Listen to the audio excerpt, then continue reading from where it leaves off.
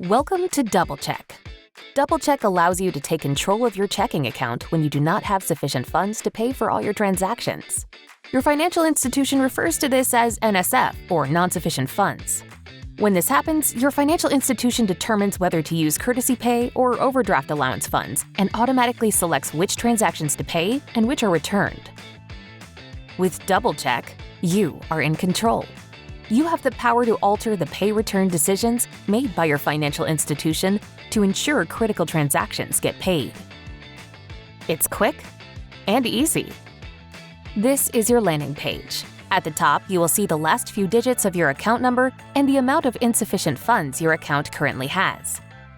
There is also a countdown clock displaying the time you have to make changes before your deadline. If you need help, click the Help button at the top to review videos and frequently asked questions. If you are having trouble getting started, click here to see a simple step-by-step tutorial. Now we move over to the Decision page. This page allows you to review every transaction that has been presented to your institution, as well as the default decision that has been made on each transaction.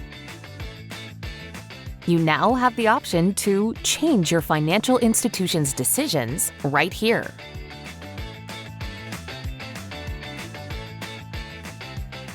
You also have the capability to change some, all, or none of the default decisions.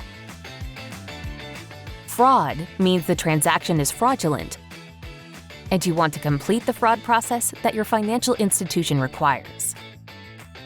Pay means you want to pay for the transaction by using another payment method, like available balance, credit card, or even a microloan.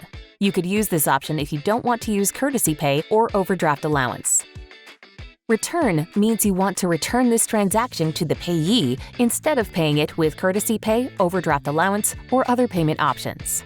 You could also decide to make no changes and keep your institution's default decisions. You will still have time to come back and make changes until the deadline has expired. Once you have finished, click Submit Payment Method. If you have any items that are being returned, you will see an acknowledgement before you can move on.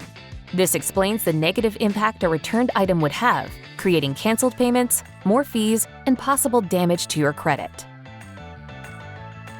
You are more than welcome to review your returns, but if you'd like to proceed, click the Acknowledgement button and continue to the payment page. In this section, you have three basic types of payment methods: credit card, available balance, and microloan. You can select to pay all items on one form of payment or split the payment type that fits your financial situation. Should you have a returned item or an item marked as fraud, a second acknowledgement is required. Click the Acknowledgements and Review Selections button to move forward. Now you are able to confirm or go back and make corrections. If everything is selected to your satisfaction, click on the payment method that you would like to use to pay the service charge. If an item has been marked fraudulent, there are important forms to fill out before completing payment.